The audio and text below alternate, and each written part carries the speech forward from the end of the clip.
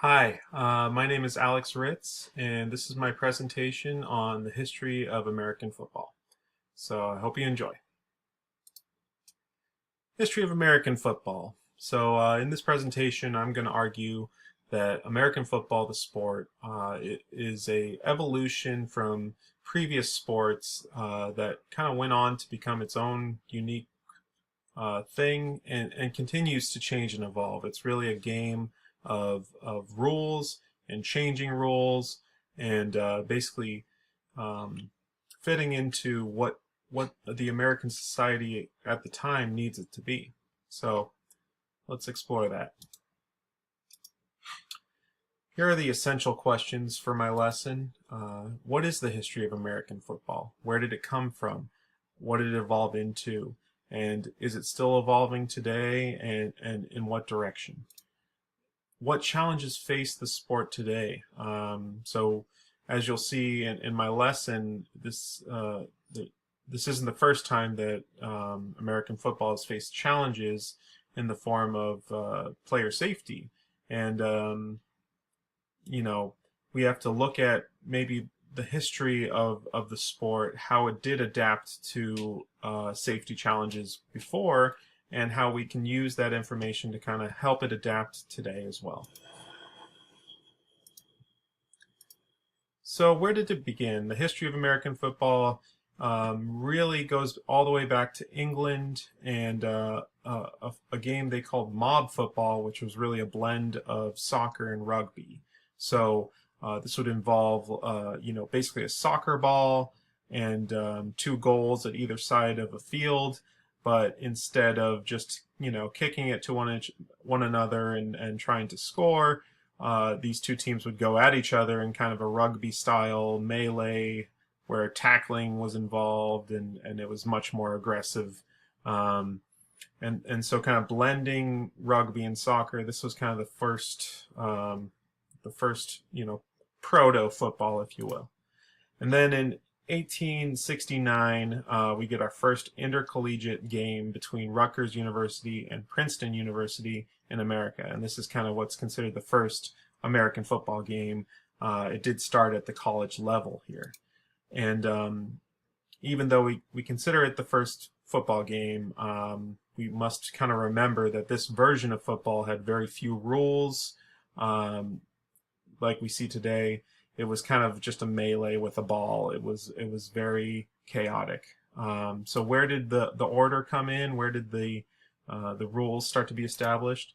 Well, it started with this guy, Walter Camp, who was considered by many the father of football. In 1880, he, along with a few other colleagues in a intercollegiate group of rule makers, they introduced more structure to the game by developing some rules. For instance, Walter Camp was the first to establish the line of scrimmage, the system of downs, so first down, second down, third down, the scoring system where a touchdown was 6 points with a 1 point after touchdown kick, along with the 3 point field goal. So he kind of started giving a little more order, a little more clarity to this game, where it was still very violent and still a lot of scrums of men going at each other. But with the system of downs and the line of scrimmage, we're starting to see a little more order introduced, and it's starting to form a little more into what we know as football today. So like I said, he provided the game with structure. But we have to remember that at this time it was still very violent, even though he established that the player had to snap the ball from the line of scrimmage here. They would snap it in these formations, like this one called the flying wedge, where people were formed basically into an arrow, very tightly packed, and right after they snapped it, they would just ram into the defense, and this would obviously cause a lot of collision, a lot of injury. So this is kind of where the challenge came in, and Theodore Roosevelt was the president who kind of saved football, a lot of people think, because he made some rule changes or demanded that rule changes be made that saved the game. In 1905, there were 19 college-age students who died from playing football. And obviously, this isn't something that could continue. Roosevelt loved the game of football. He thought that it was a good representation of masculinity and the American spirit and triumph and everything like that. But he also saw that the injuries and especially the deaths here could not be sustained. So he introduced a innovative idea of basically legalizing the forward pass. Before this, it was just run plays. It was just these flying wedges ramming into the defense that's also tightly packed, creating these giant scrums. But there wasn't the quarterback dropping back and passing at that time. He legalized that in 1906, and that's kind of what paved the way for football to evolve into what we know it as today. Another innovator that helped pave the way, Pop Warner. So even after Roosevelt legalized this forward pass, they were still very rare. If at the time, if you threw a pass but it wasn't completed by the receiver, it wasn't caught, your team was penalized 15 yards. You had to go back 15 yards. So a lot of coaches just didn't think it was worth it to even try. They just continued on with the constant run plays. And it wasn't until Pop Warner started to innovate a bit that the forward pass actually started, gaining steam. Especially with his technique, he taught players how to spiral the ball. You got this oblong football that's kind of shaped like an egg, and most players at the time were just kind of trying to shovel pass it to other players. But he brought the innovation of using your hand to kind of push against the ball as you throw it and create that spiral, and that allowed the ball to sail further and more accurately go where the quarterback wanted it to go. He was an innovator. He said that there's no rule that says we can't. When he was designing his game plans, and he was responsible for a lot of rules that are in the NFL today. For instance, the rule about a player going out of bounds, coming back in, and not being able to catch a ball, that came from him. He in one of his coaching games, he had a player run out of bounds around around the bleachers even, and then reappear in the end zone to catch a touchdown. And they made a rule in response to that, saying you can't go out of bounds and reestablish yourself in bounds. You have to stay in the field of play. But it was because of Pop Warner and a lot of his different innovations that rules were formed and the game evolved.